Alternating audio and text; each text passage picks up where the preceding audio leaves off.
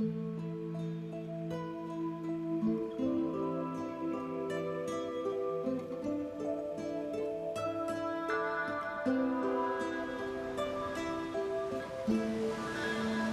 have been breaking on the planet for tens of thousands of years. Except for the ancient Polynesians, it's only been in this century that surfers began riding these waves.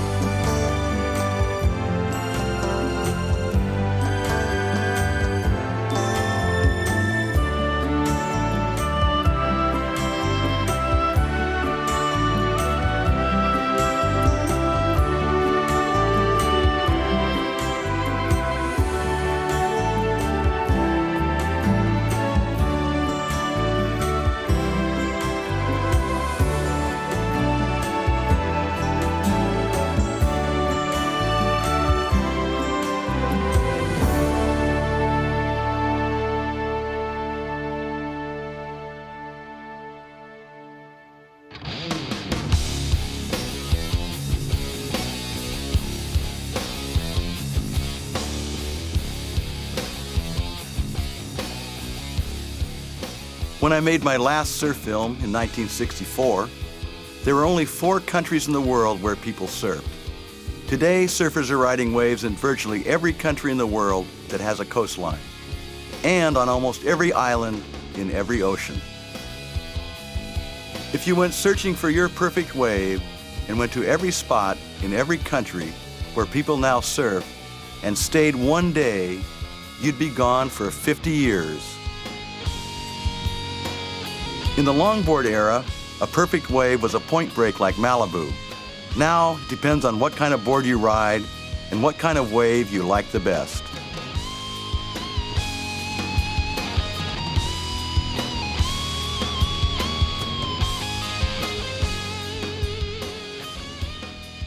It seems like everyone's surfing now, from Mr. Hulo to 5-year-old TJ Barron to 75-year-old Rabbit K. Kai. Little girls are surfing, and big girls are surfing. People with bumps on their backs,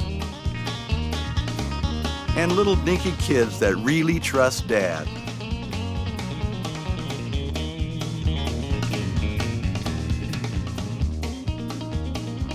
They're riding tandem, trandem, even four poor guys who can only afford one board between them.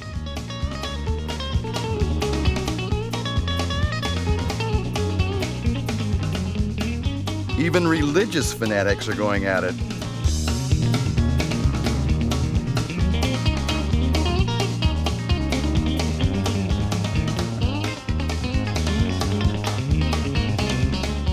Even Rover's riding. He figures his partner's a kook, keeps wiping him out. He'd be safer on his own board.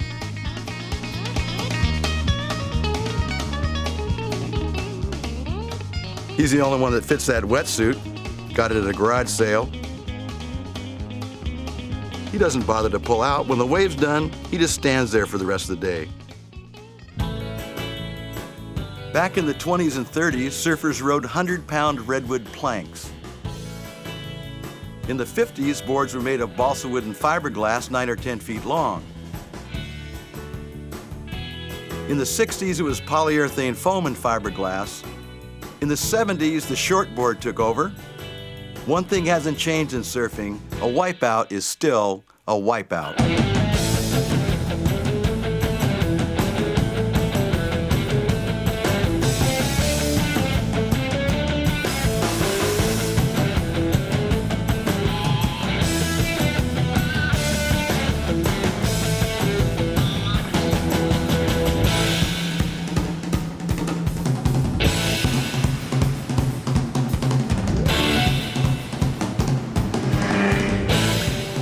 People are now out on the waves on all kinds of things, from wave runners to full-race outrigger canoes, even kayaks. I think this guy wished he stayed in the river. And windsurfers that can pull off some amazing maneuvers in the surf.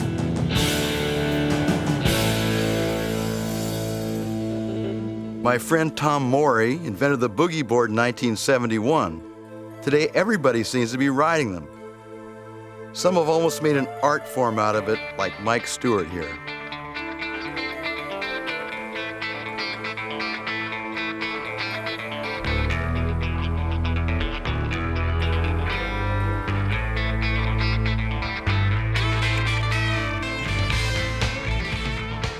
He can get that thing so deep in the barrel, it's hard to believe he can come out the other end.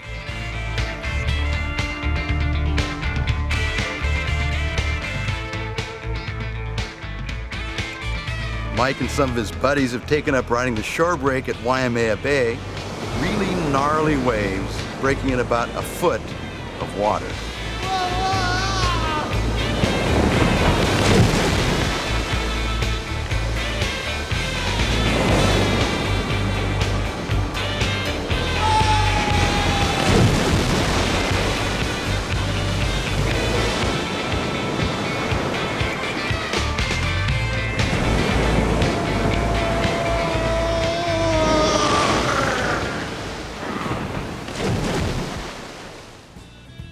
When the surf goes flat, the surfers head to the Waimea River mouth, grab some shovels, and start digging out the sandbar to let the water out. After about an hour, the water really starts to go. You know when it's just right because it sucks the tourists out to sea and creates a standing wave. The waves don't go anywhere, but you do. Surf or not, these guys still figure out a way to have a whole bunch of fun.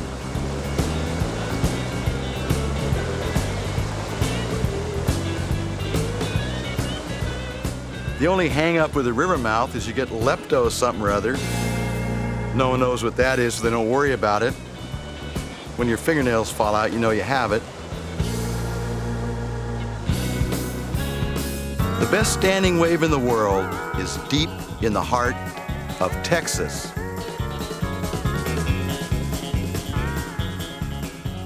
This machine, invented by a surfer, Tom Lochtefeld, basically pumps water up against a wall, which creates a wave. If nature doesn't make the wave, surfers make their own. The guy at the controls decides who stays and who goes. You're out of here, young lady. Kelly Slater in a true stand-up barrel. This is the inventor of the boogie board, Tom Morey, I guess doing some testing. The operator decides, "You're out of here, Tom," and straight into traction. Surfing is now truly worldwide. They're even surfing in Alaska. The surfer population in Alaska is 2. Surfers will go to almost any lengths to get to the beach and ride some waves. Rusty Peterson and Craig Green down Dead Man Creek, which eventually leads you to Dead Man River, appropriately named because of the grizzly bears that have a tendency to eat people. The bears are full of salmon and don't have room for surfers. I smell shortboarders. They figured they'd better sneak on by the bears. They weren't fooling anybody. These bears are unpredictable and very dangerous. They like meat, and to them, Rusty and Craig are meat.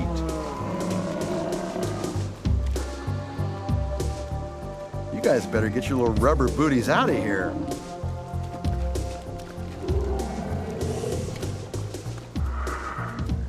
If you make it down Dead Man River, you come to Dead Man Forest. If you make it through Dead Man Forest, you get to Dead Man Point and the ocean. It's just like you'd expect, raining, windy, cold, and miserable. But if you're a surfer, you're stoked.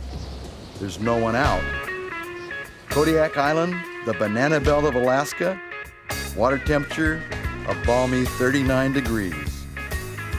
These guys epitomize the surfing spirit. The conditions may not be great, but they're still pumped. Rusty's heavy into it. A barrel. Yes. Your session's over when hypothermia sets in. In Alaska, you don't want to leave your surfboard laying around. Who shaped this thing anyway? Rails are too thin. I hate shortboards. I bet the damn thing won't even float me.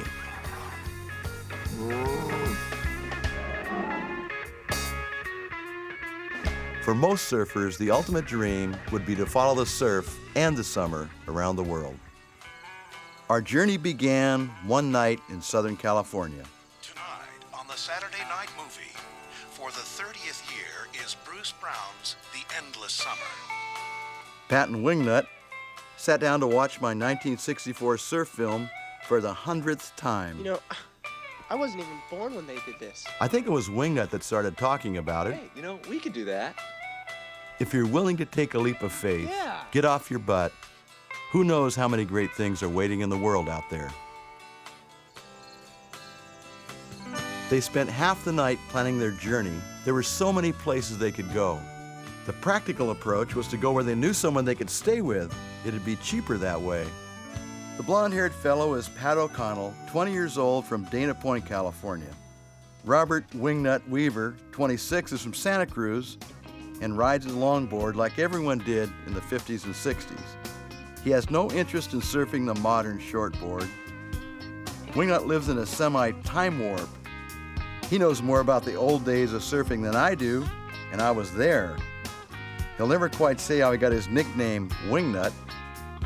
Must be something really bad. Besides the traditional longboard moves like nose riding, he also does things we never dreamed of.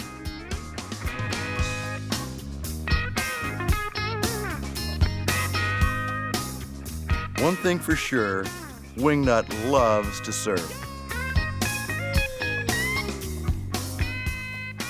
The only person who might love surfing more than Wingnut is Pat O'Connell. Pat surfs the modern, smaller, and lighter shortboard. He came from Chicago, of all places, moved to California when he was 12. He occasionally surfs in professional contests to make some money for rent and travel. Mention a 9-to-5 job to Pat, and he gets pale. Just the thought of all those waves breaking without him is almost too much for him to bear. The common bond between Pat and Wingnut, they love to surf. To travel around the world, you need some money. Pat had $7,000 in the bank from a surfing contest he won. Wingnut told Pat he had a whole bunch of money stashed in banks throughout the world. I guess not this one. You have to say goodbye to your loved ones. Honey, I'm taking off around the world for a few months. They might not be as thrilled as you are.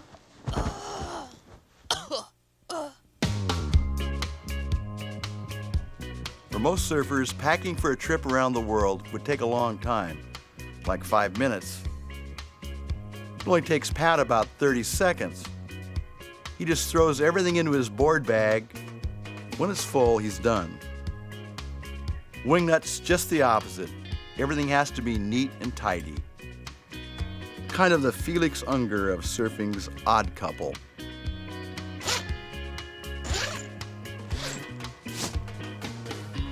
Wingnut had talked Robert August into making him a board for the trip. Robert was one of the surfers in the original Endless Summer. This is Robert at 18, and Robert 30 years and 30,000 surfboards later.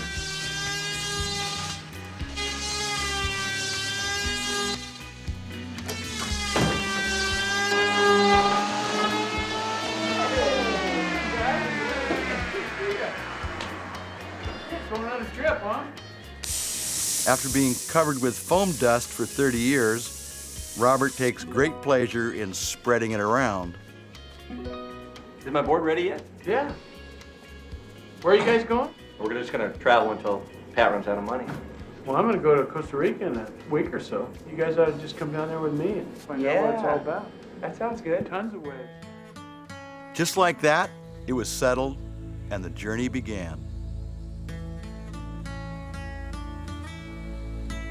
They caught a flight to San Jose, Costa Rica, then a smaller plane to Robert's favorite part of the country, a little town on the Pacific Ocean in the northwest corner of Costa Rica called Tamarindo.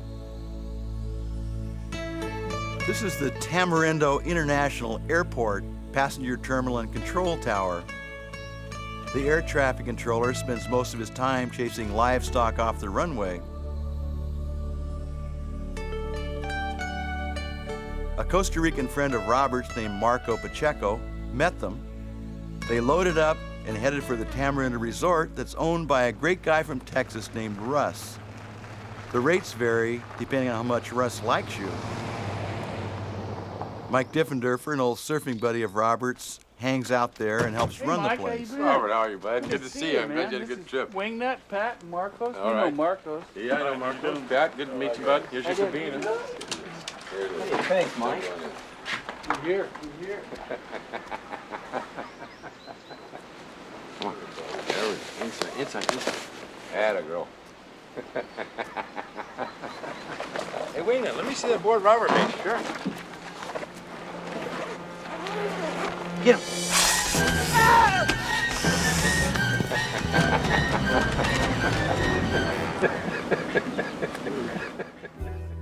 In the morning, they hit the road and smack into morning traffic. Costa Rica is a beautiful country with hundreds of miles of beaches to explore on both the Pacific and Caribbean coastlines. Here's one of the local lumberjacks. The jungles are hardwood. As you drive along, you notice a lot of the hardwood fence posts are starting to sprout, turn back into growing trees. This is what a 200-year-old fence post looks like.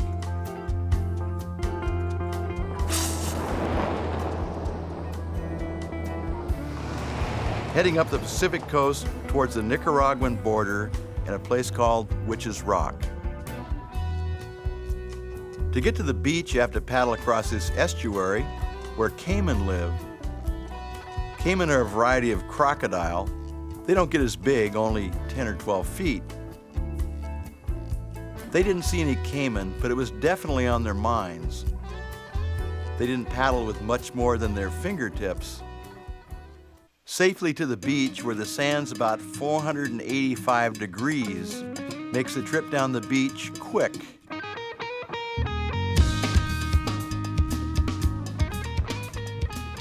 There were some great waves at Witch's Rock, Just the four of them, no one else around. Robert August at 48 looks the same surfing as he did at 18.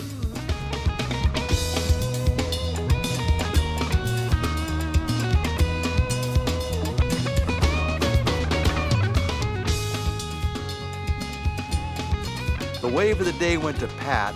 He was getting a little sunburn, so he got into the shade.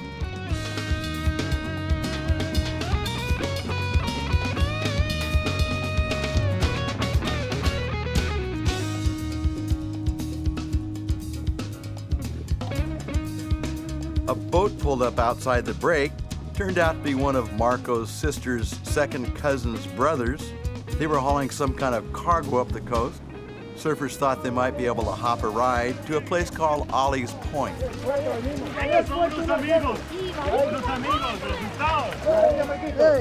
you doing, guys? What are you doing? Bueno, nos puede ayudar con las tablas a montarnos. They're gonna take us? Come aboard, my friend. Hey! How are you? Very good, very good. Hey, good to see you. About the only way to get to Ollie's Point is by boat. When they got there, the wind was really howling offshore. Should make the surf good if you could get your board to the beach. The surf was gangbusters. Another super spot, great waves, and no one around.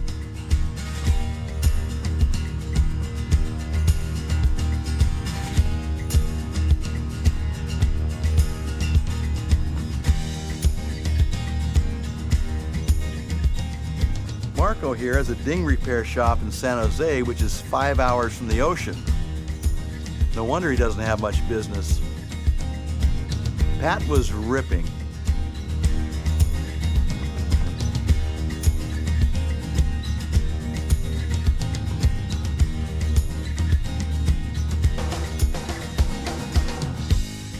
Wingnut's a great improviser on a wave. He turns something that happens into something it looks like he meant to do. The locals named Ollie's Point after Oliver North. Supposedly, the CIA had a secret base up the valley that supplied arms to the Contra rebels in Nicaragua. It was a big secret. That's why they called it Ollie's Point. Everyone knew about it except Congress. For a lot of surfers, this is the kind of day you dream about. Just you and your friends, offshore wind, 85-degree water, quality waves, and the nearest parking meter is 800 miles away.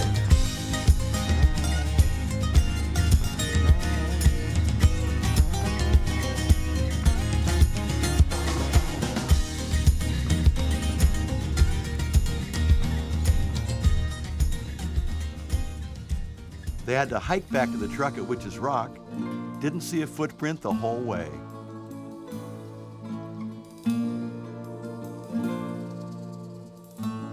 They had to sail down a river and hike through a jungle to get there.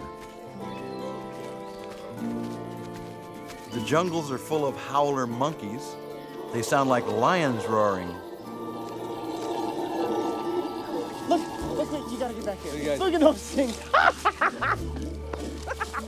You'd howl too if your figs were frozen. Underneath them, you know?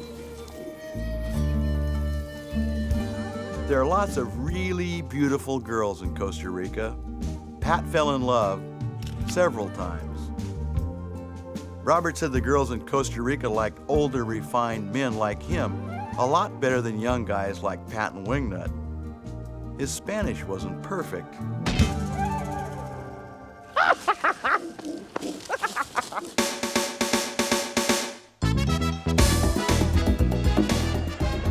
On the weekends in Costa Rica, it's serious party time. The Costa Ricans rock out from Friday night to Monday morning when they have to go back to work.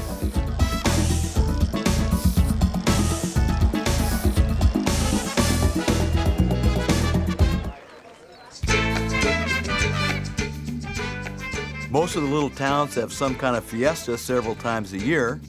Every little town has a local band. Everyone from miles around shows up. They spend most of Saturday parading around, playing music, and drinking guaro, a local drink made from sugarcane and nitroglycerin. The main event at these small-town fiestas is on Sunday, when they get a bunch of bulls and let anyone who's brave enough or has had enough guaro try and ride them. Pat and Wingnut thought they might give it a try, but when one of the bulls got close, it looked mighty big. They took one look and were out of there like a rocket ship. I skinned my knees all up, diving under. I was so scared. They put the drinks in plastic bags so you can't throw the bottles into the bull ring. This guy was my hero. He'd had so much guaro to drink he could barely stand up. But could he ride that bull or what?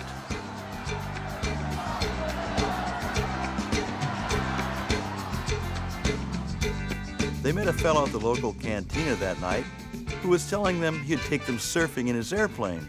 He had an old World War II Grumman Goose seaplane and knew some really neat spots to take them. They figured the guy was full of it, but he wasn't.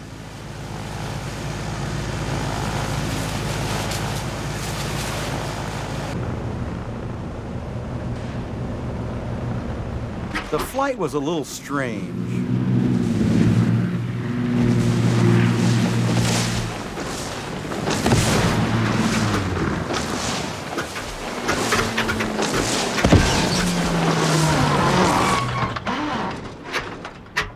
It was an easy flight. Let's go surfing. Let's go. Thanks a lot. Hey man, thanks a lot. That was a radical flight. Right, dude. No problema. Right on, man.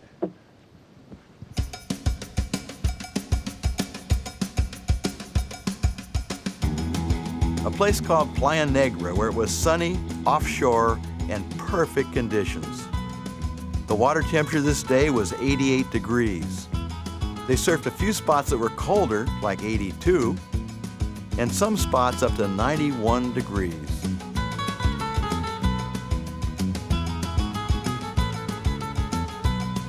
Robert owns a little piece of property nearby and plans on living there, as he puts it, forever, or until I die, whichever comes first.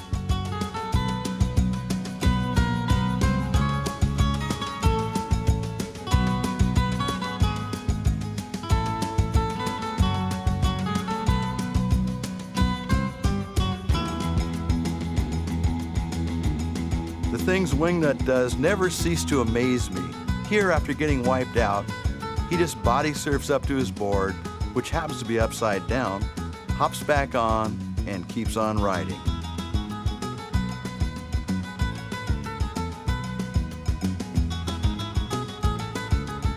Pat and Wingnut are always bickering about longboarding versus shortboarding. Pat gave the longboard a try. He said, "Did I look cool or what?" Only a week out of California and already living their dream of an endless summer.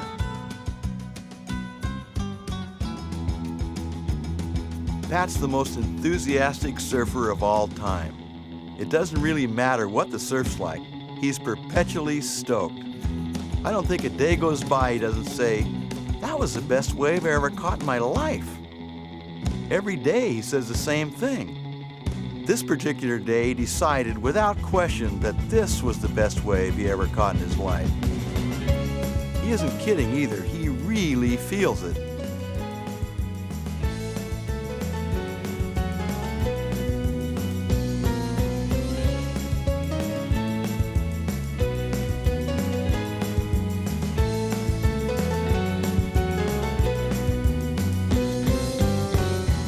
When he's really pumped, he just sometimes skips up and down the beach for an hour or two. While Pat and Wingnut have the beaches of Costa Rica almost to themselves, let's check out what's going on at the same time in Hawaii. The North Shore of Oahu, the most famous stretch of surfing coast in the world. From Velzy Land, a place we first surfed in 1958, and named after surfboard maker Dale Velzy, to Sunset Beach, Rocky Point, Pipeline, Haleiwa, and Waimea Bay, the most famous big wave spot in the world.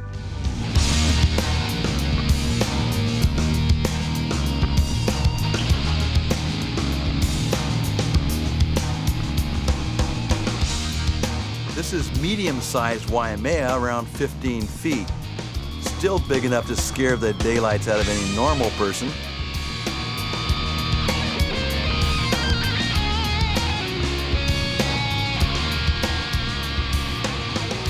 The smaller it is, the more crowded it gets.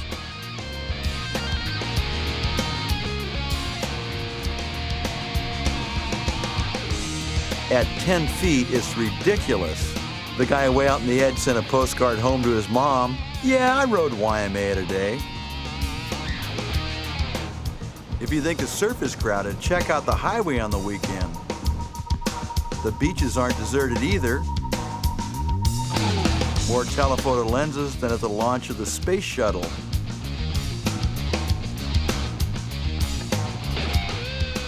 You used to get arrested for wearing this kind of bathing suit. This guy still ought to be. The most spectacular break on the North Shore is the Pipeline. I think it's the most awesome wave in the world. The wave's so hollow and breaks so hard, it shoots air and water out the end with enough force to knock you down.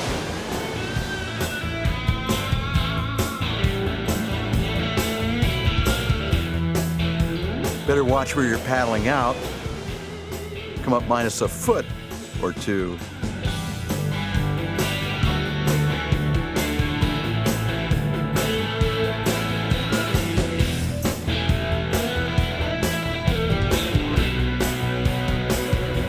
Some of the local surfers have almost made a career out of riding the Pipeline. I call them the varsity. Local boys like Johnny Boy Gomes, Michael and Derek Ho, Liam McNamara, Sonny Garcia, Larry Rios, Jerry Lopez. These guys are pipe specialists. If you think you're going to hop off a plane from somewhere, go out there and dazzle someone, you're in for a very humbling experience.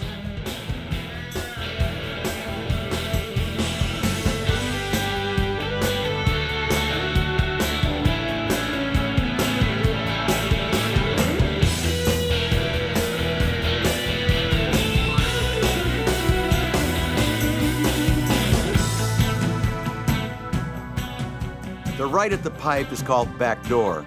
Getting bashed on the head by the lip of one of these waves can permanently part your hair. Getting deep in the barrel and coming out again is an art.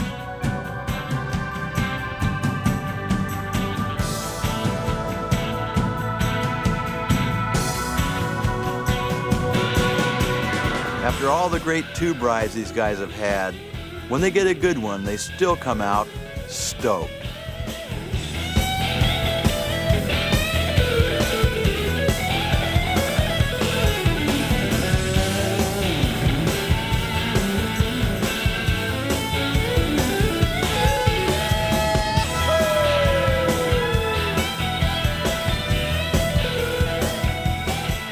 The Pipeline's a very dangerous spot. The wave's bad enough, but check out the bottom.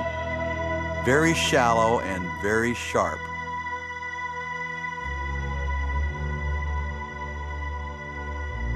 All kinds of awful things to hit or holes to get stuffed into.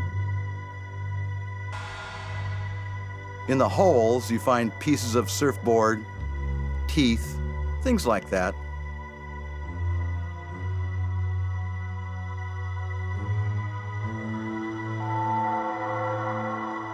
When it swells from the west, it pushes sand in the channel and ends up about 4 inches deep. That's when you want to make sure you get out of the wave in time, way out. If you don't, you really get your lunch in almost dry sand.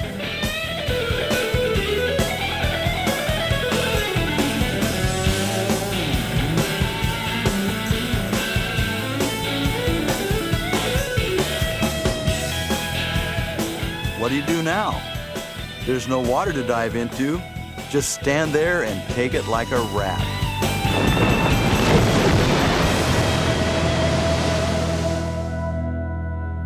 This leads to a common sight. Hundreds of surfboards are broken on the North Shore.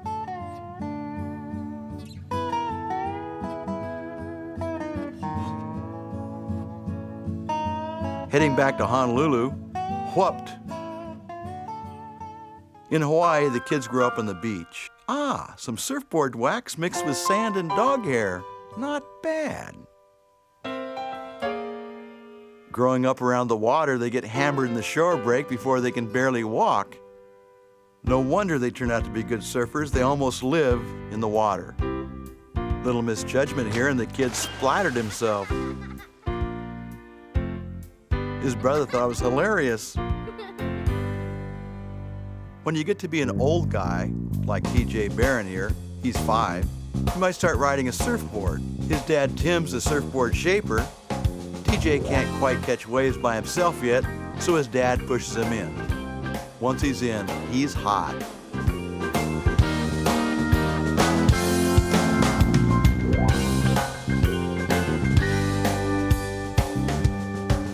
T.J. whips the Grammys on the beach into a frenzy. Every wave for T.J. is double overhead.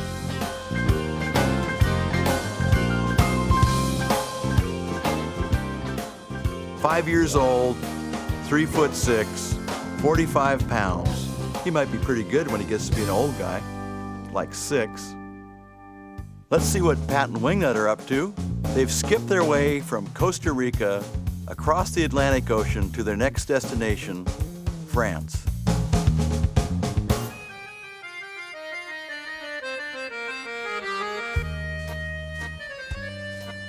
The cheapest car that would hold Wingnut's longboard was a 1967 Duchevaux. Their first major problem was finding their way out of Paris.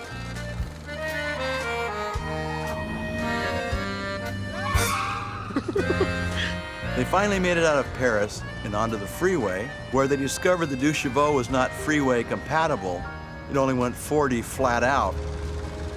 They'd come to France to meet Tommy Curran, a famous California surfer who's been living there for the past several years. Tommy lives in Biarritz, which they just now figured out was 400 miles away.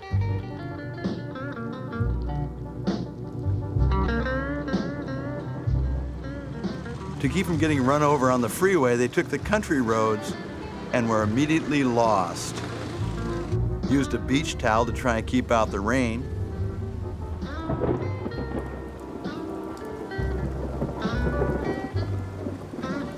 If you think you're lost on the road, wait till you stop to eat. They didn't speak a word of French. It's point your finger somewhere on the menu and pray. I thought there was going to have little English translations or something. Do you have any idea what any of this stuff is? Not a clue. Go for the French thing. What do you call this? Du rôti de porc. The boat? What? Rôti de porc. Bonsoir, messieurs. Des escargots. I ordered snails. Can you believe it? I ordered snails. You know what? I'm gonna let these poor guys free, man. I can't eat these guys. It took them a couple of rain-soaked days, but they managed to navigate the 400 miles to Biarritz and locate Tommy's house. They arrived looking like a couple of drowned rats, just as the storm went from bad to worse. We made it. Any surf? Kind of nice conditions. A friend of mine's coming by, so we can just jump in his car and go look. They headed on down to one of the local beaches to check out the surf. The 100-year storm. They call it stormy Monday, but Tuesday's Tommy didn't say it, but you know what he was thinking. You should have been here yesterday. On their last day in Biarritz, the storm finally passed. Surfing's quite popular. It's more of a mainstream sport than it is in the United States. They even make some of their own surfboards. Super Frog. Looks like California. There's surf shops everywhere.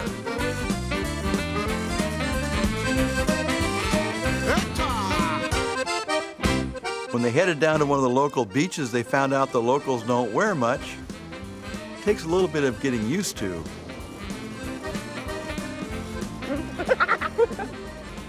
I think she might have liked me a little bit. What do you think? I think, you know what, if you live here, you sort of learn the knack of it, kind of learn how to walk by properly without getting caught? You ever get used to that kind of stuff? No, but you just walk once, you know, don't go back. Don't ever go back, walk twice.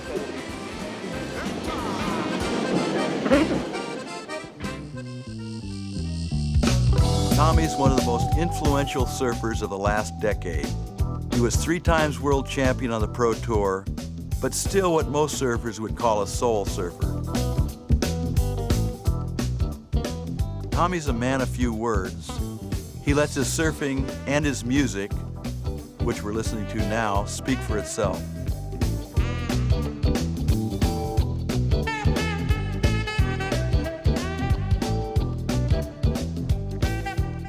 He's magic in the water.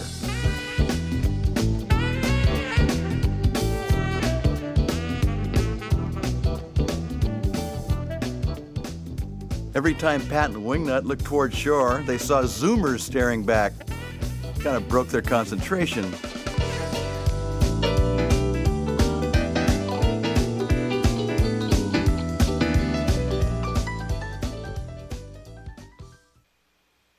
The surf really crapped out later that day, but not to worry. Everyone hopped on longboards and went out to have some fun.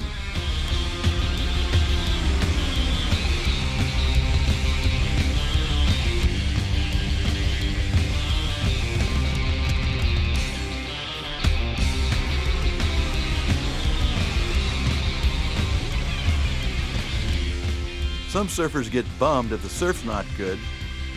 Not Pat and Wingnut. They're constantly into whatever is going on.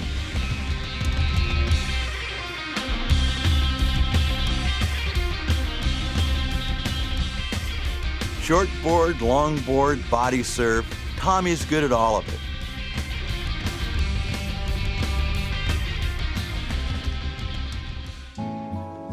Pat was trying to learn how to play the guitar, and Tommy was trying to help him out. How'd you do that? That was cool. We're in the middle of a song. I'm sorry, but I'm really lagging. I'm just kind of checking everything out. Okay. Start over again. Okay. Tommy's dog Snoopy thought Pat's guitar playing was really cool. He'd just ride back to Paris with him. Okay. Bye. Snoopy got downright nasty when Tommy tried to get him out of the car. Hey. That's not good. Snoopy. Snoopy the groupie couldn't help himself. He truly loved Pat's music. Bye-bye, kid. Au revoir, les copains. We'll miss you. Snoopy!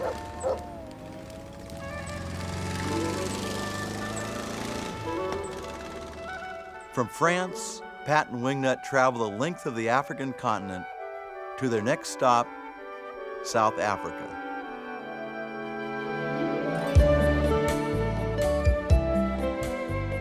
The world-famous landmark in Cape Town is Table Mountain. There's a cable car to the top. Pat and Wingnut joined the rest of the tourists for the ride. From the top, you look down the Cape Peninsula to the Cape of Good Hope and the end of the African continent. The Atlantic Ocean on one side and the Indian Ocean on the other.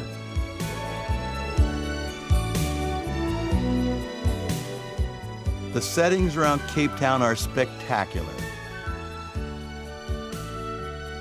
Pat and Wingnut had arranged to meet up with the father of South African surfing, John Whitmore. John's the same guy that showed Mike and Robert around the country in 1964. This is John surfing back then. A lot has changed. The town has grown, which doesn't make John too happy. Look at all those damn houses. When I built here, there was nothing. He likes to grumble, but he's got a heart of gold. John took Pat and Wingnut on a surf safari up the West Coast, the same thing he's done for traveling surfers for decades. John is now retired. He made surfboards for 35 years and gave the surf report on the radio from his bathroom overlooking the sea. Heading for a place on the Atlantic Ocean called Eland's Bay. They lucked out and hit one of those good days that don't happen all that often. Wingnut was in surfer heaven. You'd never go hungry surfing here. At low tide, you can pick up lobsters in the tide pools.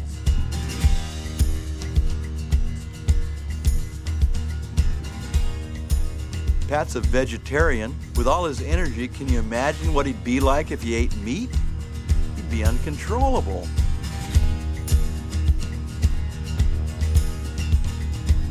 Wingnut has a degree in economics from UC Santa Cruz. I guess he wanted to learn the economics of surfing more and working less.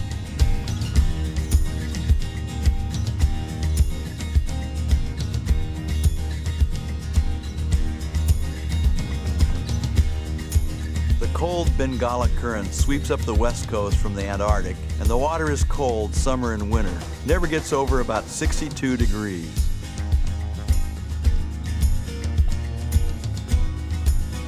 Wingnut just couldn't get over it. He kept shouting, "Pat, we're in Africa. This the best wave of your life?" Pat said it was until some longboarder wrecked it.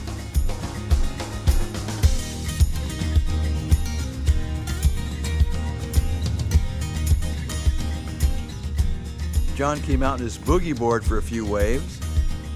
He stopped riding a surfboard about 10 years ago because the waves got too crowded for his tastes. With his boogie board, he can surf right through the heavy kelp where surfboards with a fin can't go. At 65, when he gets a good ride, he still lets out a hoot. Yahoo! It was a fun day of surf at Elands Bay. Yo, dude, give me 5.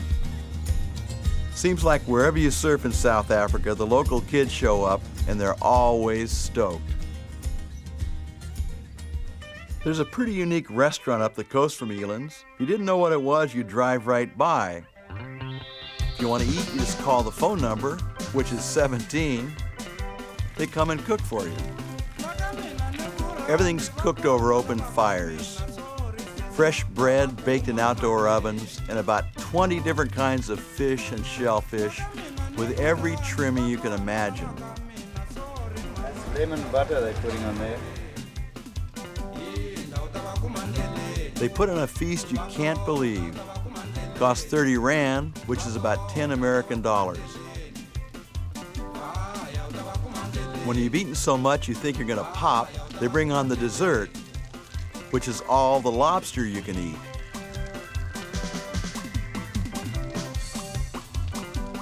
To add to the charm of the place, there's a pretty good surf spot right out front. John Whitmore's favorite place in the world is the west coast of South Africa, the least densely populated place on Earth. Thousands of miles of beach with nobody. Windswept and foggy most of the time, cold water, heavy kelp, and along the skeleton coast are scores of shipwrecks. In some places you can drive for hundreds of miles along the beach. The further north you go, the drier it gets. John has a friend who lives in the north where it rained 1/2 inch in 14 years. The bush eventually gives way to endless dunes.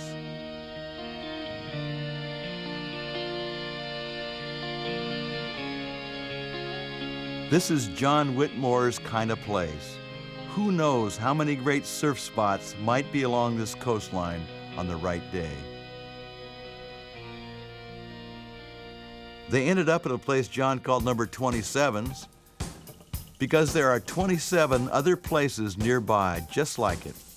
It's spooky paddling out at a place like this for the first time.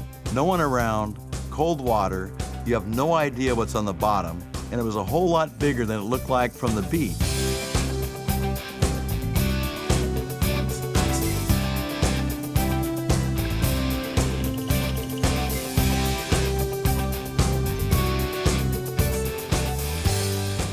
This place is in the middle of white shark heaven. Didn't help that John stayed on the beach. Said on his boogie board he felt like a fishing lure for a great white.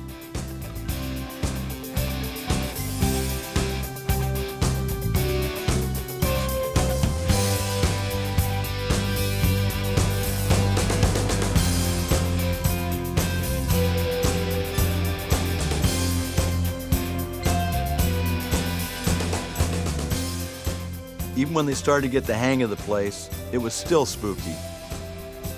The salinity of the water and the pounding waves cause a weird foam to form.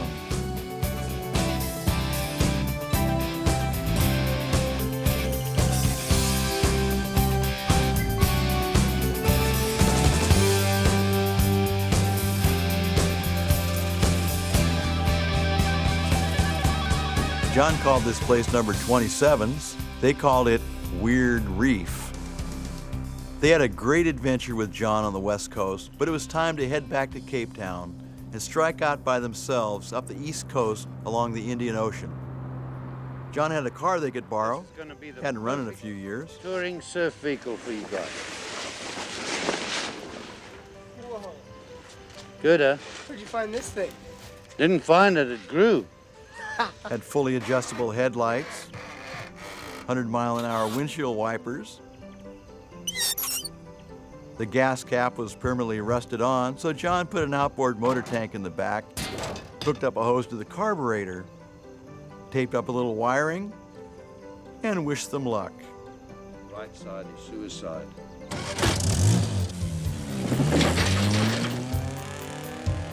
And don't forget, we drive on the left down here, so pay attention.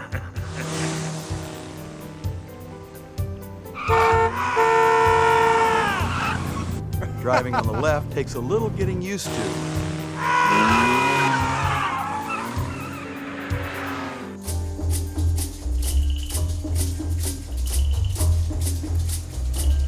Off on another adventure, heading for Cape St. Francis, 500 miles up the Indian Ocean coastline, retracing the steps of Mike and Robert 30 years before. When you come across a 40-pound turd in the road, it gives you a clue what might be in the vicinity.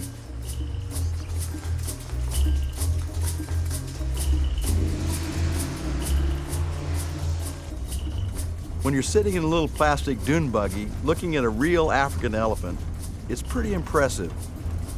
The African elephant's the most dangerous animal in Africa. Pat and Wingnut didn't know that.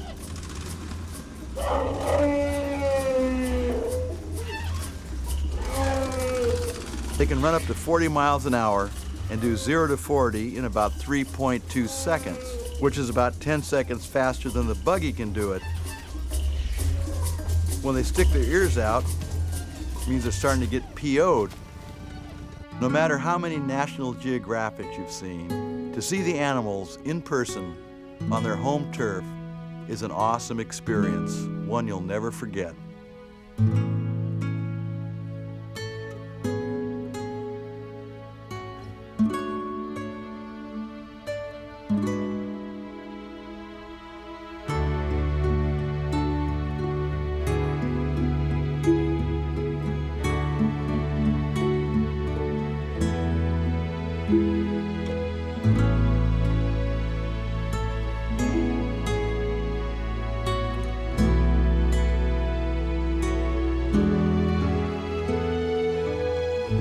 The animal with the biggest toenail in the world is the ostrich. They can swallow anything up to about the size of Pat O'Connell.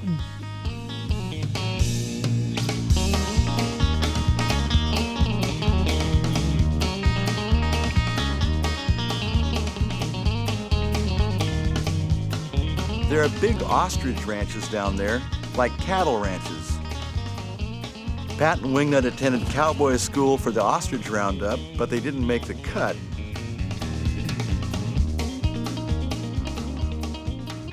They spent a few days exploring the coastline of the Indian Ocean on their way to Cape St. Francis, the place we had first surfed 30 years earlier. Wingnut's dream was to walk across the sand dunes to get his first look at the surf.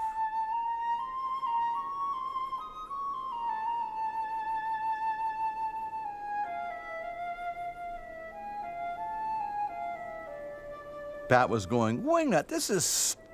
There's a road to the place now."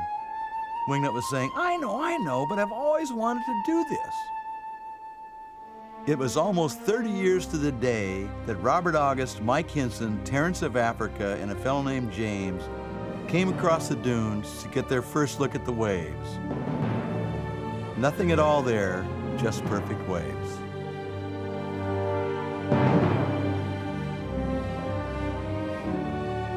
Now, 3 decades later, Pat and Wingnut charged over the same dunes to get their first look.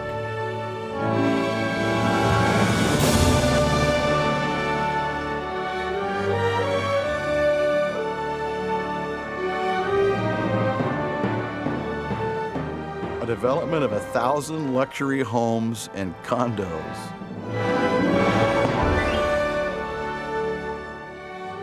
The surf was still there, and they were on it.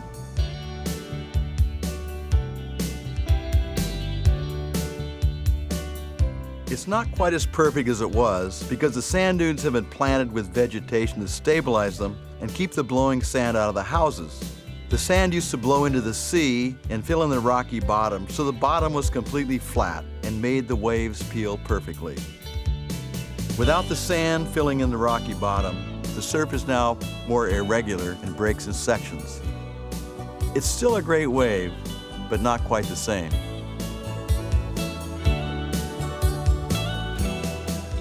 We were the first to surf here in the 60s, and when we asked local fishermen how often it broke like that, they said all the time. That's all the information we had. As it turned out, the place is fickle and doesn't get good all that often. Wingnut was really thrilled to be surfing the wave he had dreamed of for so many years.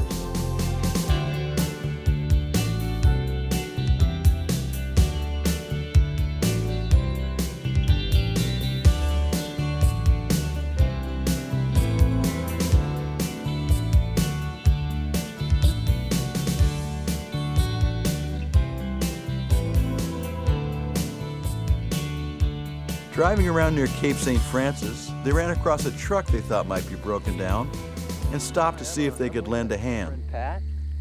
How are you doing, Gary? Good to meet you. Yeah. What are you doing? Oh, I'm just sighting in my rifle here. Do you mind if I shot the gun? Not at all. Boy, that is one big bullet. More like maybe a torpedo. None of your pleasure. I never shot a gun before. Is it Got to hang on to this thing pretty tightly because it's got quite a kick to it.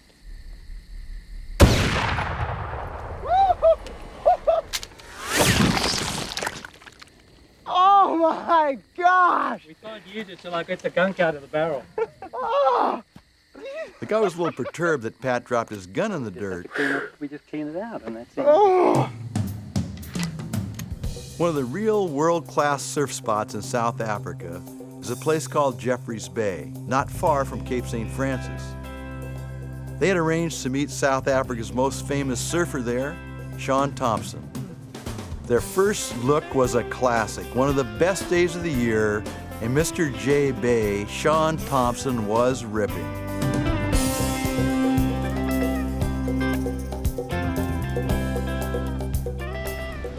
Sean and his friend Walter had come down from Durban, where they live, to hook up with Pat and Wingnut. Hi, how are you? John told us you were coming. Yeah. This is Walter. Hi, Nice to meet you, Walter. Waves, big waves. Amakaka sama cool. Seen you out there getting these perfect waves. Yeah, we saw you get your last wave. It was amazing. Yeah, it wasn't bad for old buddy. Yeah. Come on, guys, get out there, man. Come and join us. We're going to hit it again. What a wave. The swell comes wrapping around the point. The wave goes on and on. It seems to me the ultimate irony. We found a perfect wave for the time at Cape St. Francis, a longboard kind of wave. Yet only a few miles away is a spot that would be considered a perfect wave by today's standards.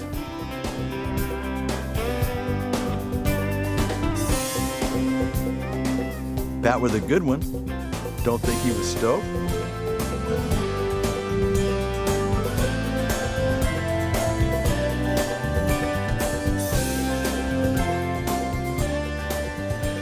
Wingnut with a ride that's over a minute long. They say on just the right day at J Bay, you can get a ride that lasts 5 minutes.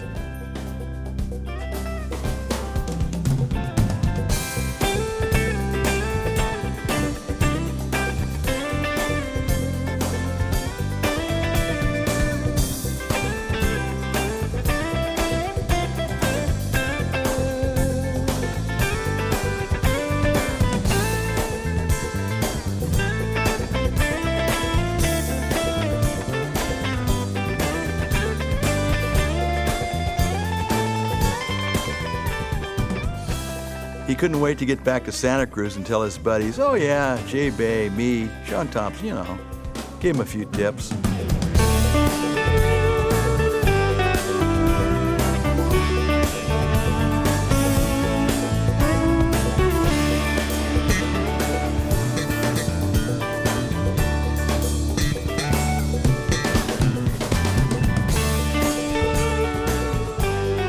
Sean's ridden waves throughout the world, and Jay Bay is still his favorite spot.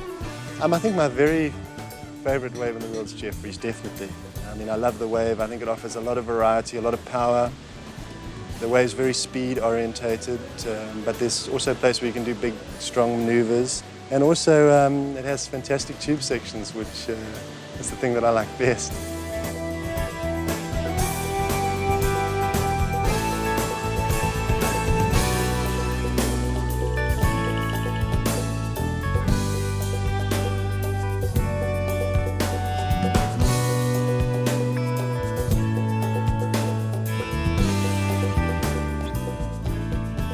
About the time you think you're hot stuff in the water, some guys show up who make you feel pretty humble. If you could swim like this, you wouldn't need a board, or a leash, or a wetsuit, or a car.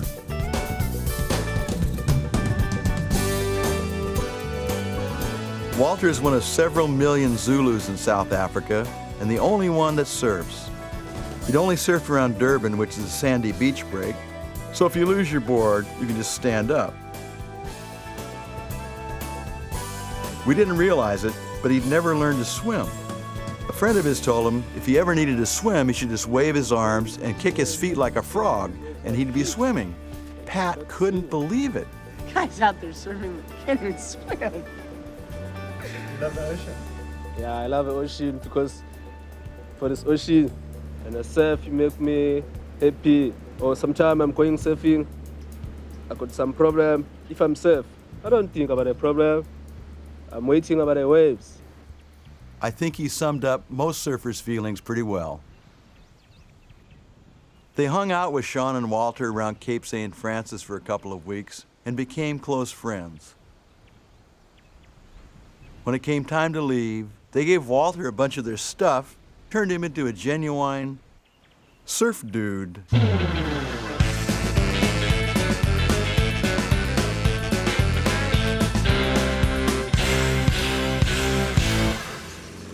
There was a fellow named JP in the area that John Whitmore told them to be sure and look up. Oh, you must be JP. That's right. I'm Pat, and this Pleased is to my meet friend you. Wingnut. Pleased to meet you guys. John Whitmore said you'd be able to show us some animals. I can show you guys around a bit, or maybe you would like to drive on your own. Is it okay just to take our little rig and... Yes, just don't get out of the car. And maybe you'll find some cats as well. It's already a bit late, but maybe. I think you should enjoy a drive like that. Thank you very much. Pleasure. See you later. Eh? Yeah, definitely. Good. And please, guys, don't stop, eh? Don't stop. Then you're going to have real problems.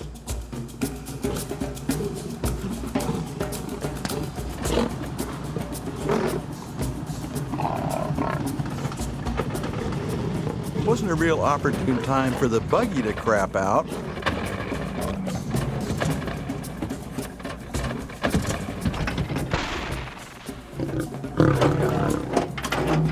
How likely is it to kill?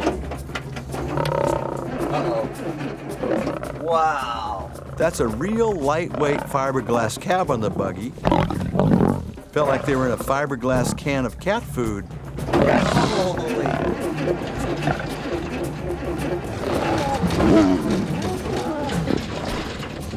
God.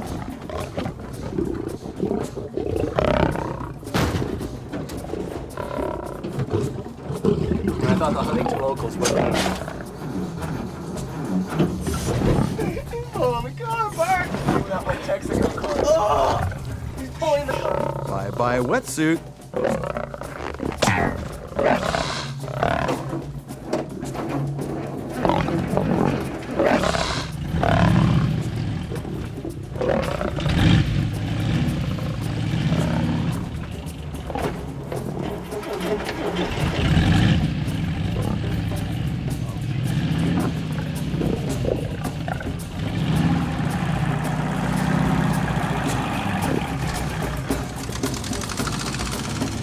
told Wingnut, "I told you not to leave that beef jerky in your bag." The lions spent the rest of the day eating their luggage. Wingnut spent the rest of the time surfing a little bit ventilated.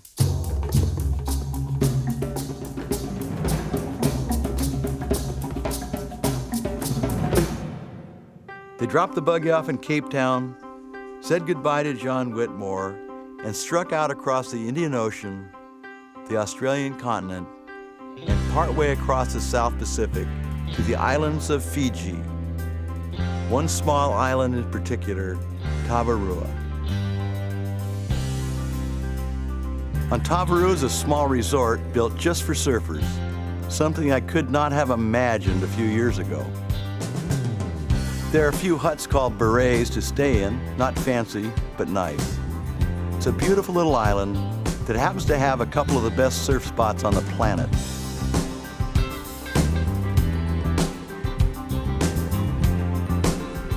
After landing in Nandi on the main island of Vita Levu, Pat and Wingnut hopped in a skiff for the ride out to Tavarua.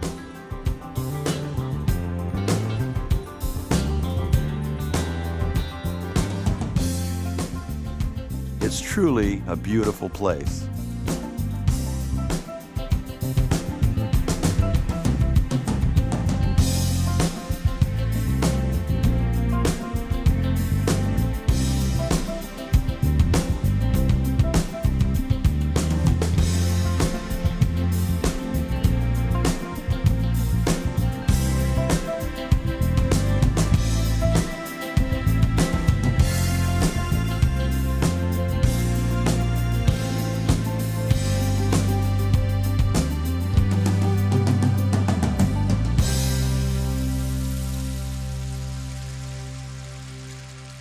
Pat and Wingnut only a few hours off the plane and already into some waves right out front at a break called Restaurants. The wind was sideways. That made the surf a little bumpy, but they figured it would straighten out by morning and be great. Fiji is truly the land of an endless summer. Air and water each about 82 degrees the year round. They were hoping for good surf in the morning, but typical, it was flat as a board. Maybe with a high tide, the surf would come up. It didn't. Even with no surf, Tavarua is a great place to be. You can walk around the island in about 15 minutes. While Pat and Wingnut were there, they became pals with two Fijians by the name of Eddie and Ulai. Ulai loves to surf, but for Eddie, it's a part-time thing. Go every day and surf, should do something, do some work, then you have a chance to go surf. Yes, chef. Every day, chef. No, when he gets away, he just smile. He just go. Fun. Surfing is fun. Fishing is not fun. Yeah. The fishing's pretty good sometimes. Enough yellowfin tuna to feed the whole island population. Eddie and Ulai took them off to visit some of the other islands. There are 300 islands in the Fijian chain, about 50 within a skiff ride from Tavarua. Each one is different. Some have fancy resorts, some are native villages, and some are uninhabited. The most beautiful water I have ever seen.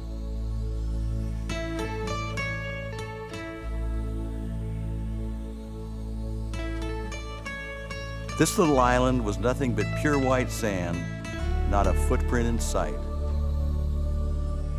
The stick in the middle is the national forest. Eddie barefooted, clomping around the razor-sharp coral reef. The soles of his feet are like steel-belted radials. Made the haoles feel like wimps. Ulai was always up for a good joke, like trying to cold cock Pat with a coconut.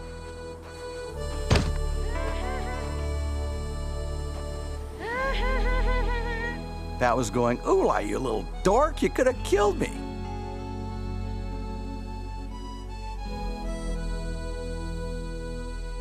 Pat and Wingnut had picked this time to come to Tavarua because it was when 3 of the best surfers in the world were going to be there. Kelly Slater, Jeff Booth, and Tom Carroll. They're professional surfers who surf the World Tour, a series of contests in various countries with over $1 million of prize money at stake. Tavarua is home to hundreds of sea snakes who swim out of the ocean to rest or do whatever snakes do.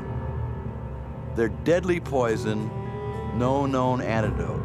If they bite you, you're gone within 5 minutes. But they have real small mouths and aren't aggressive, so you're not supposed to worry about them.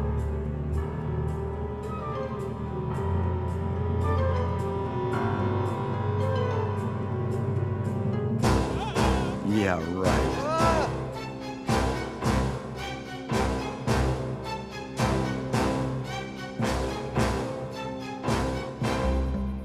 To celebrate the surfers' arrival, the Fijians threw a kava ceremony.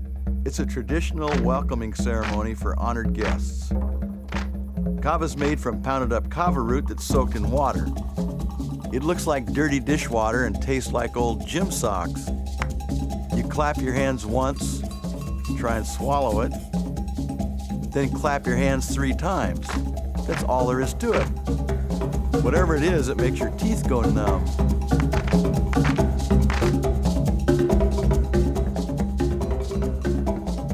Kelly's girlfriend couldn't quite handle it, shorted out his CD player.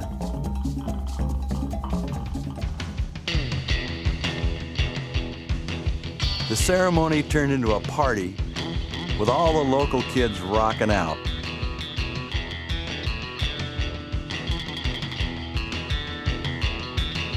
It was late that night when Pat and Wingnut introduced the Rainbird Dance to Fiji. With enough kava, not everyone made it all the way back to their berets that night. As luck would have it, when you're not feeling all that hot and your teeth are numb, the surf comes up. This is Cloudbreak, a few miles from Tavarua, out in the middle of the ocean. It looked like it was going to be a great day.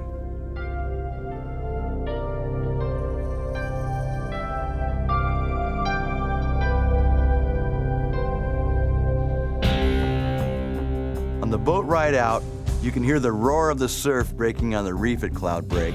It sounds like thunder.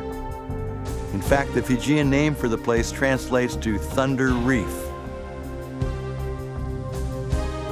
The surf was epic.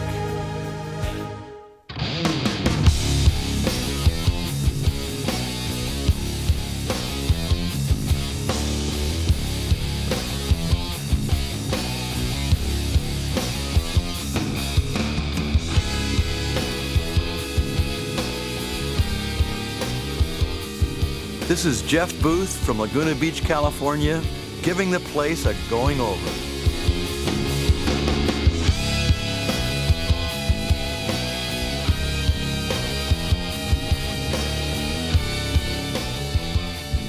Tom Carroll here from Sydney, Australia. At 30, the veteran of the pro circuit and twice world champion.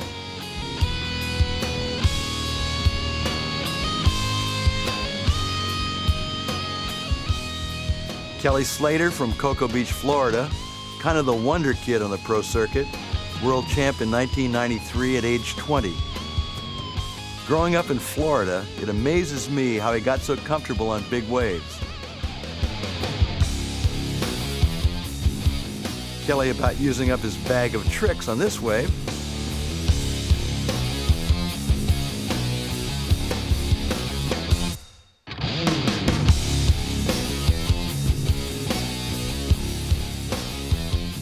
Pat got some great waves until his leash broke.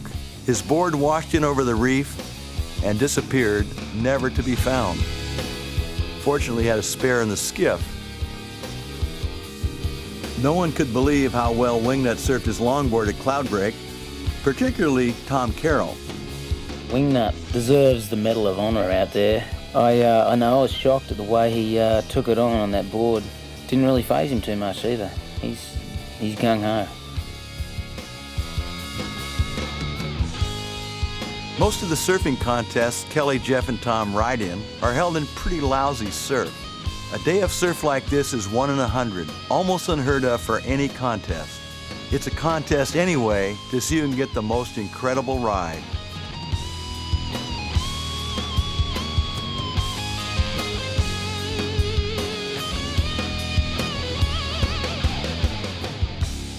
Not a bad life, traveling the world, surfing, and getting paid to do it.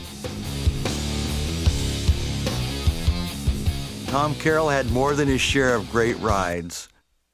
With a helmet strapped on to protect his melon from the shallow reef, Tommy tore into one awesome wave after another. In situations where even the best surfers would be headed straight for the edge, Tommy would rip a big turn and set up for the tube in 2 feet of water.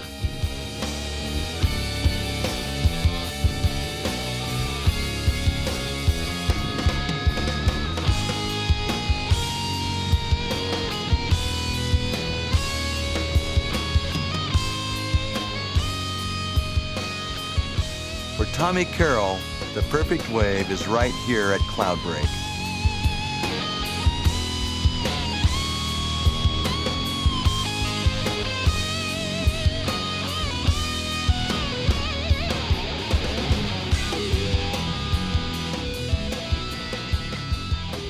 This is the kind of day you dream about.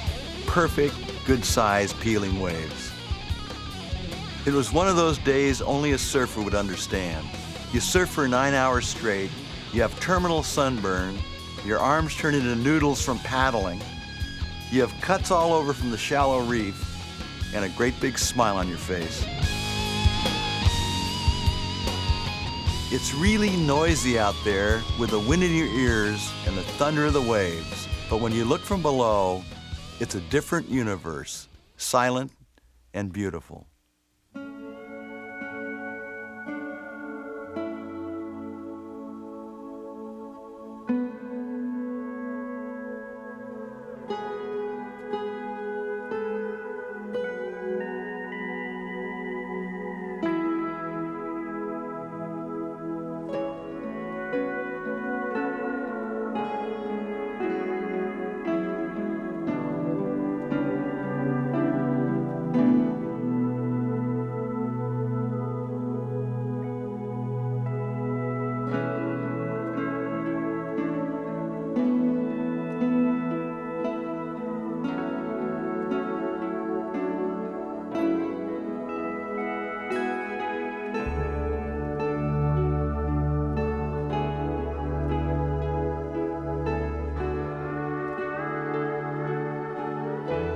Wingnut spent a lot of his time underwater bouncing off the reef.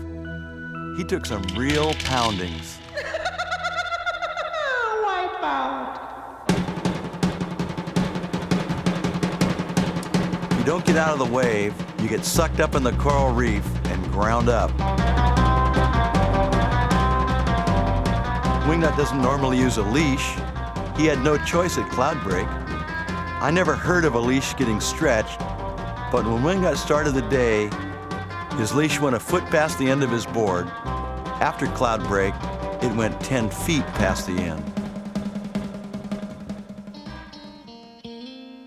I mean, A-plus Cloudbreak, surfing with Kelly, Jeff, and Tom. It doesn't get much better than that.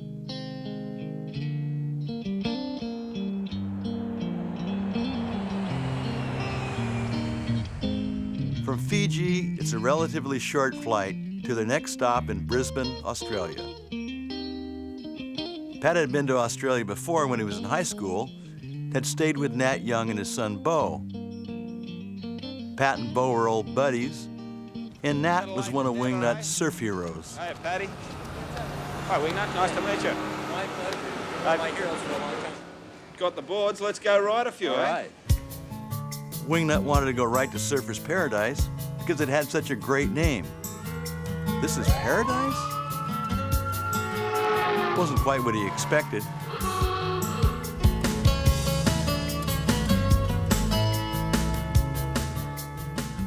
You can get sprayed with sunscreen for 50 cents. Hundreds of buildings, but also some beautiful surf spots like Burley Heads.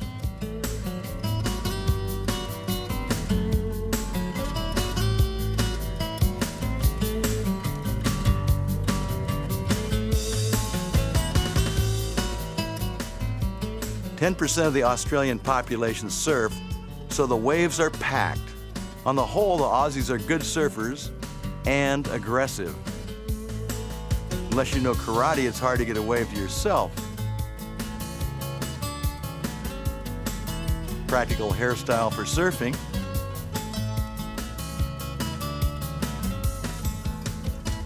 Elvis is alive and surfing in Australia. Surfing is a national sport in Australia, and Nat is a sports hero like a football or basketball star would be in the United States. When we came through Australia in the 60s, Nat was 16 years old and one of only a handful of surfers who was good by the standards of the time. He was one of the leaders of the evolution of shortboards in the late 60s and 70s. Nat's friends call him the animal because he runs wide open night and day. Never seems to get tired. Nat's son, Bo, has turned into a great young surfer. After 2.5 hours, Pat finally got a wave to himself.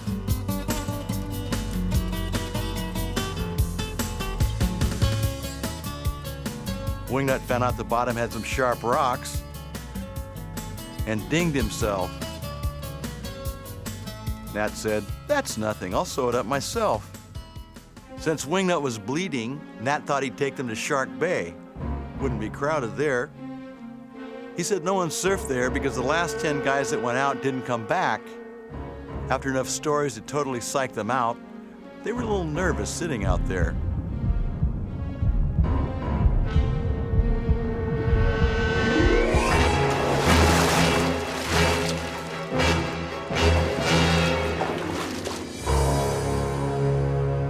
When you're in Australia, you go to the pub. You just do. There's one pub for every 2 Australians. So, where are you from? Actually, I live in Dana Point, California. Yeah? Yeah, it's California. Yeah? You got all those bloody hippie bloody communes and all that sort of stuff in the place? In the first week I got chickenpox. You did? Yeah. Really? And on my birthday I was sick with scarlet fever. So, but I had a really good time there. What was your name? Red. Red. Yeah. I'm Wingnut. Wingnut.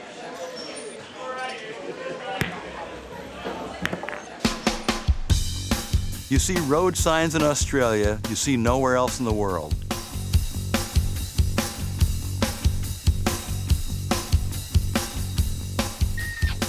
People like koala bears a lot more than koala bears like people.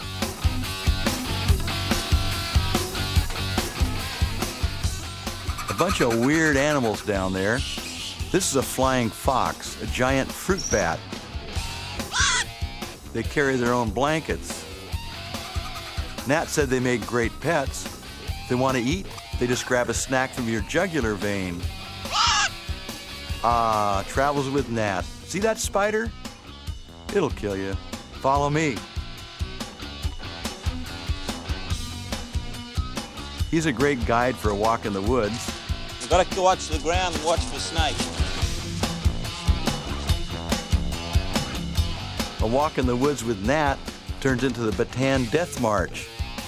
He takes you to a beautiful spot, then scares the crap out of you.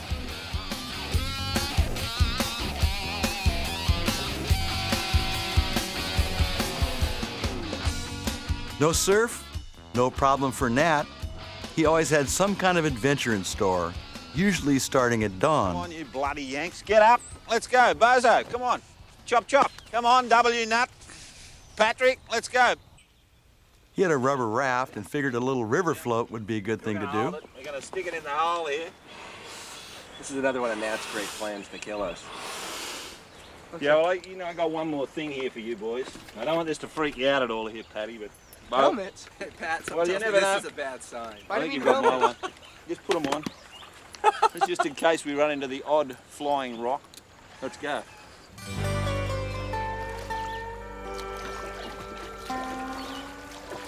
Off down the mighty Namboida River. They had crash helmets, life jackets, but no one had a clue what they were doing. That didn't stop them. Are we gonna crash? We're going to do our very best not to crash, but I can guarantee there'll be the odd wipeout or two. They spent the day ping-ponging their way down the river. Most river runners walk ahead to look for danger. They didn't bother.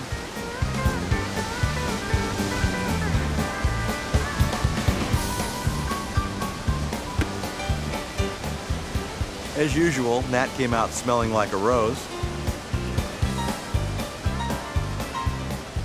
Blamed the wreck on Wingnut.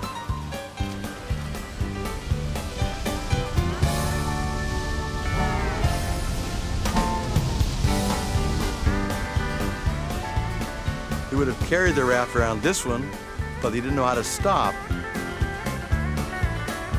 Nat had tamed the mighty Namboida River. That looks good. So that's the end of the river adventure. But first, there's one more thing. About 7 miles up that road's the car. So if you two clowns can go and get it, bring the car down here, Bo and I will pack up the gear, and then we're out of here.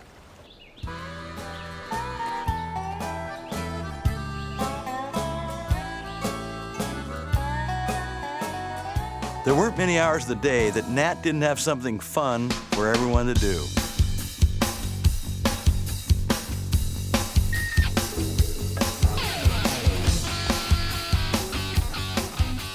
He was wearing them out, or in this case, wearing out their rear ends.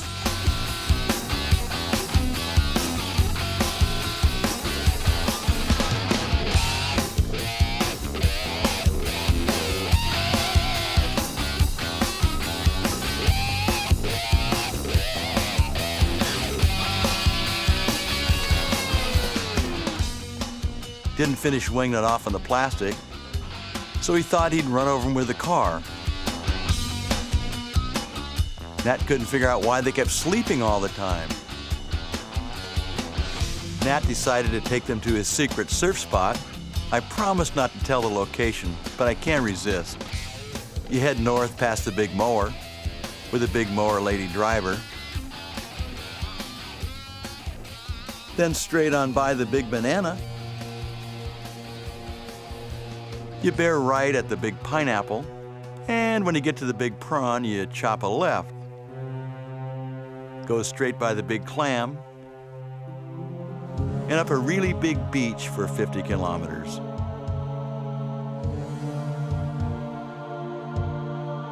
When you get to the big shipwreck, you hang a right, and head 8 miles out a really, really big sandbar. You finally come to Nat's secret spot, where you'll find the world's smallest wave.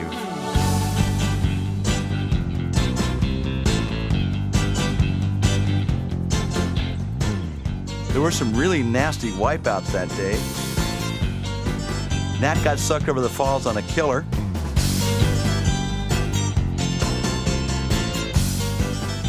Pat got the best wave of his life.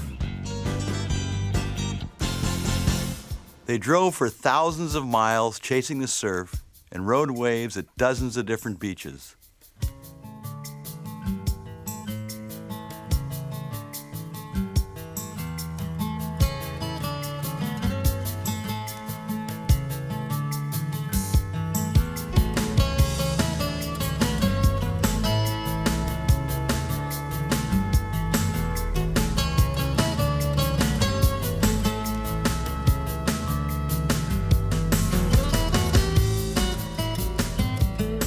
Nat rides a long and shortboard equally well.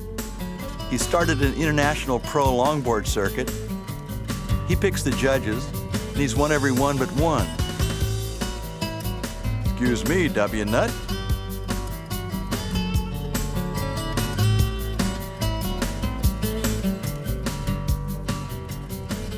Surfing and traveling with Nat the animal was unforgettable. They hadn't found any A-plus surf, so Nat took them searching far to the north, where you start getting into the area of the saltwater crocodile. The crocs get up to 20 feet long and eat people on a regular basis. A lot of fun, Bo. What's your dad gotten us into now? Gotta be a bit of a jungle tamer as well. That's a bit of a fight.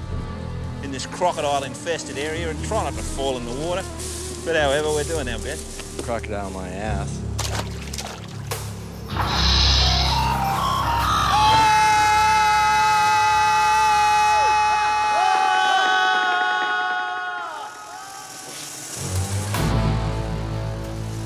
Longboarders. After 2 weeks of adventures with Nat, Wingnut got so worn out, he didn't know if he was dreaming or if Nat was torturing him some more.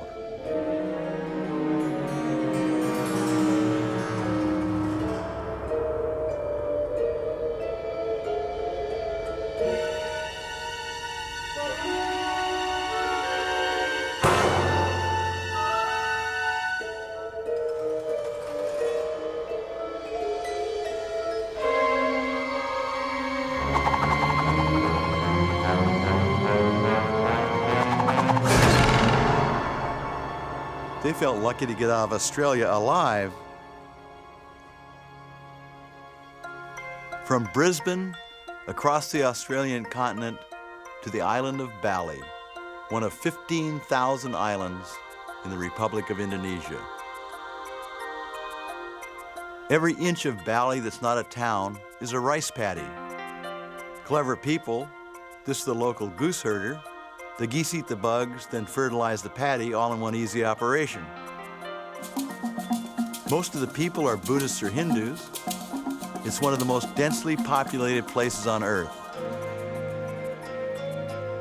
The local buffalo wash. There are places of worship and temples everywhere. The monkeys are sacred and nasty little turds.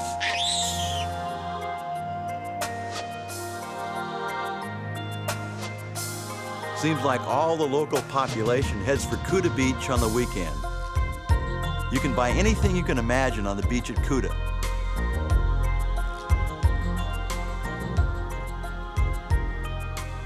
It's a black sand beach, so they dump white sand on it on a regular basis and sweep it around to make it look pretty.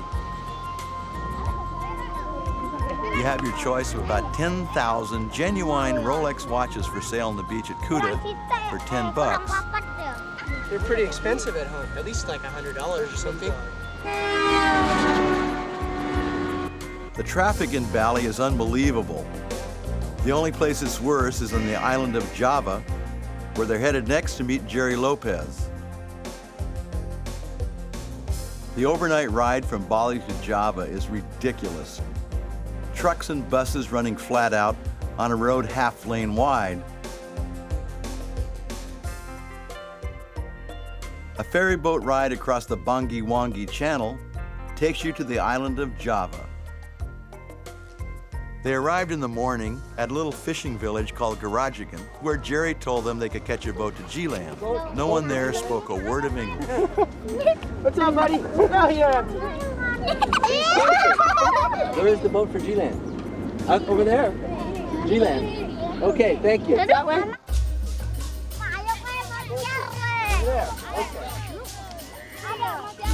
Kids must have a ding repair business. Before long, they were out to sea. The latest in high-tech boats. The captain on the bridge had remote control steering, side-mounted diesel outboard motor, favorite hat's a plastic bag. 2 kids bailed constantly to keep afloat. No one in the crew spoke English, and Pat Wingnut's Indonesian was non-existent. Why are we fishing all the time? I thought we were going surfing. Hey, you go to G-Land? Yes. Yes. Yes. They always say yes. Jerry Lopez. No. Yes, me. Bro, we're going surfing. You think we got the wrong boat? You know, I know we've got the wrong boat. Wingnut, isn't that our boat? Yeah, that's our boat. Guys, that's our boat. It's our boat. We want to go on that boat. The real boat had been looking for them for hours. They made some new friends they'd never forget. The crew wouldn't forget them either. Now in the lap of luxury, When you get to G-Land, you take a little rubber ducky over the reef where Jerry and Laird Hamilton were waiting for them. About time. Where you guys been? Worried about you guys. Jeez. All right, Pat. How are you? We got a boat ride, though. You got a boat ride? Pat, tell me about it. Hey. Well, I thought I sent you some instructions. You said get on a boat in Garashagan.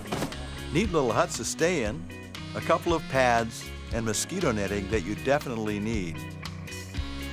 The island of Java is the most densely populated place on Earth. Ironically, G-Land, accessible only by boat, is in a jungle preserve with a world-class surf break just offshore. This little part of the jungle, this is called Plungkung, and this is a national forest preserve here. So nobody lives here.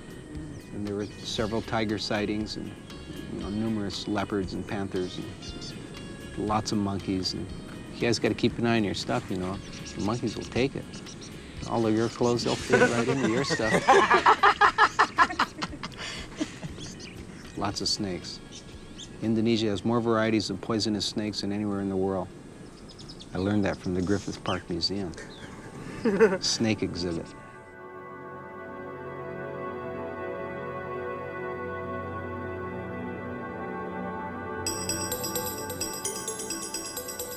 At low tide, you can walk most of the way to the break. Jerry and his friends first saw this wave from an airliner on a flight to Bali. They figured out where it was, and after a lot of difficulty, they got there. He's been coming back every year with a bunch of his buddies from Maui for the past 15 years. What California surfer wouldn't be thrilled out of their gourds to surf G-Land with Jerry Lopez and Laird Hamilton?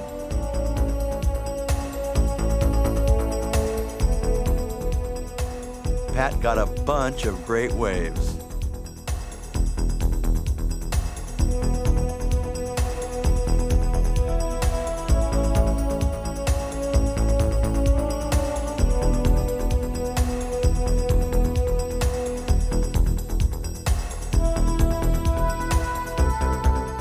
Here's one of Wingnut's 9,000 rides at G-Land.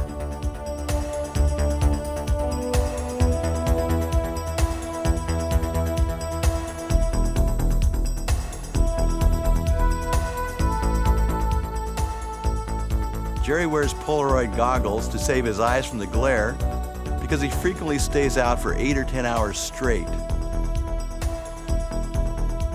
Jerry is known as Mr. Pipeline because he established a whole style of surfing in difficult waves. He was the surfer everyone else was measured by. Here's what Laird has to say about Jerry. In my eyes, what I see that Jerry has brought to the sport is the ability to make things look so very easy that are so very difficult and remain calm and cool while doing it. Jerry is stoked just about surfing and about living. It should be the contrary. It should be that he's surfed all the perfect waves every single time they've been good and that he should be the most jaded one of all of us. But it's the opposite. He's the biggest Grammy. Jerry Lopez was one of the surfers who introduced and pioneered surfing in Indonesia. He has a couple of proteges that have turned into world-class surfers. This is a young guy by the name of Rizal. He hasn't been surfing very long, but already rips. You would too if you had waves like this to ride regularly.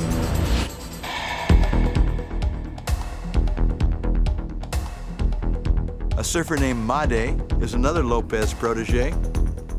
Made is a Hindu, and they have a custom of filing their teeth flat and not by the local dentist.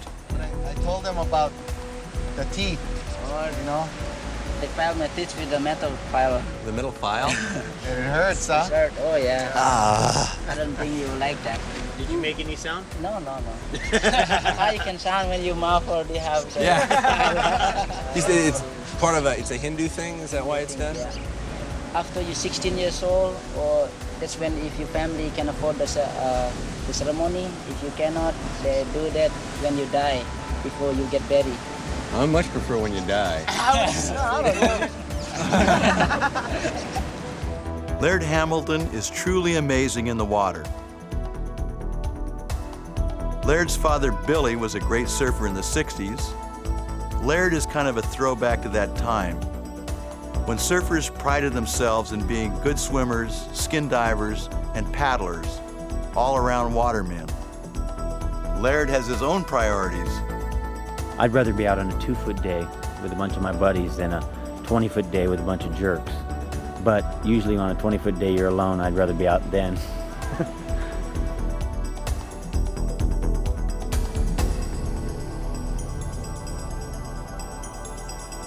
Laird does all kinds of interesting things in the ocean, like make some epic long-distance journeys on his ocean-going paddleboard. Well, actually, he called me from Europe and told me, by the way, I borrowed your paddleboard. This was after I accepted a collect call from France. We paddled from Corsica, which is in the Mediterranean, to this little island called Elbe.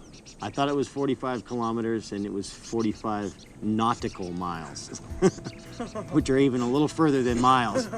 Another thing Laird does is a lot of windsurfing around Maui where he lives. And we actually can sail between islands, which is real nice. Really? Yeah. How long does that take? And we get upwards of 40, 45 miles an hour, something like that. If you sailed from Maui to Oahu, which is about 118 miles, we can do that in 5 hours.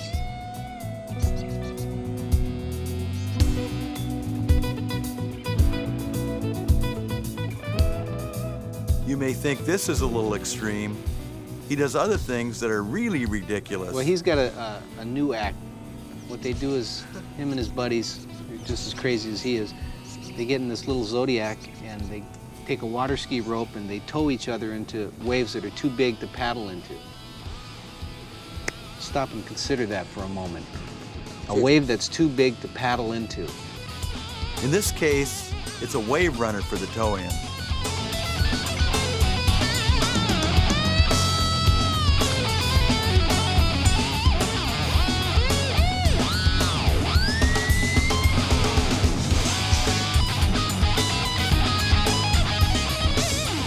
Laird surfs these outer reefs with his buddies like Derek Donor and Buzzy Kerbox. They take turns being the tower and the towee.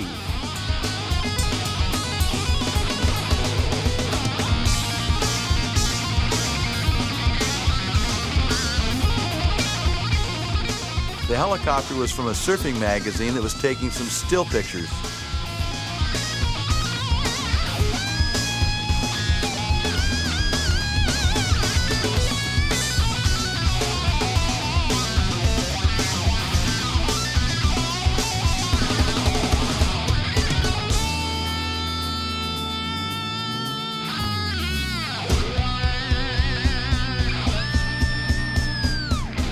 Laird has foot straps on his board to keep him getting bounced off.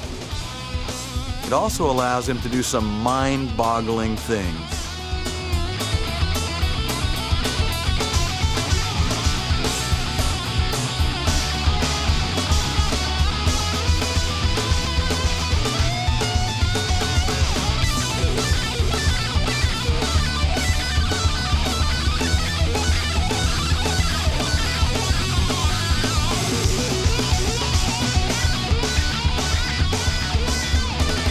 Have a little Laird burger. I've learned, though. I don't go with them anymore.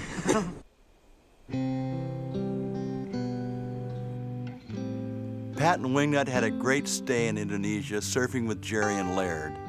But it was time to travel on, across the Pacific toward their homes in California.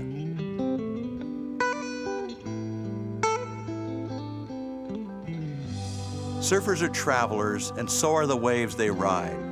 Waves borne by storms thousands of miles away travel across the oceans of the world to break on beaches for our enjoyment. These waves are a true gift of nature to us. No two are exactly alike. It's like someone's fingerprint.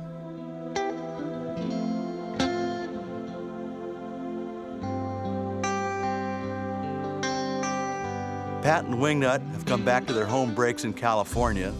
They'll remember their journey and the waves they rode for the rest of their lives. But more than that, they'll remember the people, their friends.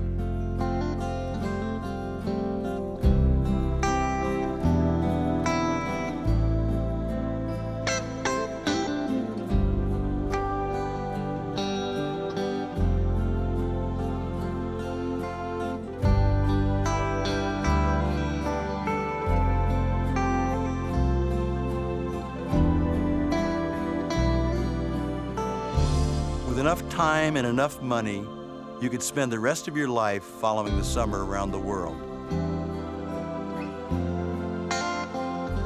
This is Bruce Brown. Thank you for watching. I hope you all enjoyed our film.